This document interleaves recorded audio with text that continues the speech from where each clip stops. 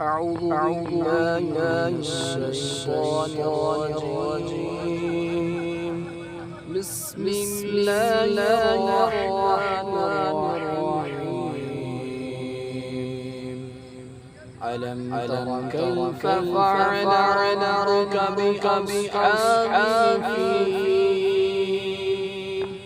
ألم يجعل كيدهم في تضليل وأرسل عليهم طيرا أبابيل ترميهم بحجارة من سجيل فجعلهم كعصف